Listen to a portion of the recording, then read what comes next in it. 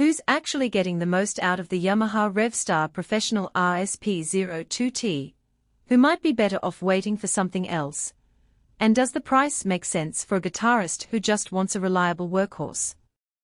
That's the question that keeps popping up in forums and on the comment sections of every video about new school electric guitars.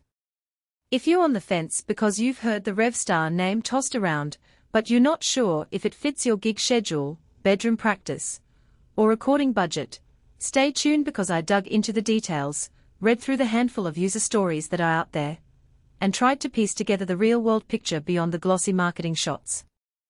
Link is in the description if you want to check the product details on Amazon. First off, let's talk about the kind of player who ends up buying a Revstar. The line is aimed at musicians who like the aesthetic of a vintage-inspired instrument, but want a modern twist. Think of a guitarist who appreciates the sleek, angular body of a classic single cut, but also wants something that won't look out of place on a modern stage. If you're a hobbyist who sticks to acoustic sessions in your living room, the Revstar might feel a bit over-engineered for your needs. Conversely, if you're gigging a few nights a week, need a guitar that can handle high-gain riffs without screaming feedback, and you like the idea of a hardshell case that arrives right out of the box, this is the type of instrument that starts to make sense. Now, the Revstar Professional isn't a beginner's starter for the price-conscious buyer. It sits in a sweet spot where the build quality and component choices start to matter more than the look and feel factor alone. The chambered maple and mahogany body, for example, isn't just a marketing line, it actually reduces the instrument's weight by a noticeable amount. I've seen players on YouTube who compare the Revstar to a typical solid body Les Paul and note that they can play a full set without feeling like they're lugging a piece of furniture. That reduction in weight can be a game changer for musicians who are on their feet all night, especially when you factor in the added bulk of the included hardshell case. The neck is carbon reinforced, which is a subtle but important detail. Carbon reinforcement helps keep the neck stable through temperature swings and the occasional rough handling that comes with touring. For a guitarist who travels between venues, that extra stability can mean fewer surprise neck bows and less time in the shop. The neck also has a smooth satin finish that many players say feels faster under the hand than a glossy finish. If you're into fast, articulate playing styles, think shredding solos or tight rhythm work, you'll appreciate that low-friction feel. Let's get into the pickups, because that's where a lot of the Revstar's personality shines.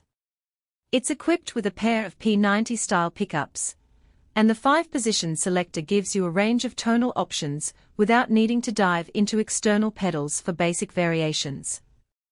In practice, the middle position delivers that classic, gritty P90 crunch that's perfect for blues rock and indie vibes. Pull the selector to the bridge, and you get a tighter, more aggressive bite that sits nicely under distortion without turning into a harsh squeal. The neck position, on the other hand, provides a warm, rounded tone that works surprisingly well for clean arpeggios.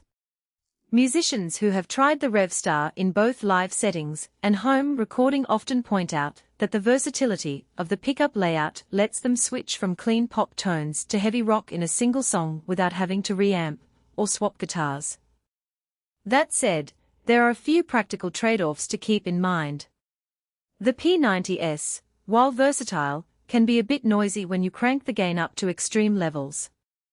In a tight, high-gain metal context, you might notice a slight hiss that some players will try to tame with a noise gate. It's not a flaw, just a characteristic of that pickup style. If you're playing primarily in a genre that relies heavily on ultra-clean or ultra-high-gain tones, you may want to consider adding a humbucker in the bridge slot later on, something that's doable, but does involve a bit of soldering or a professional setup.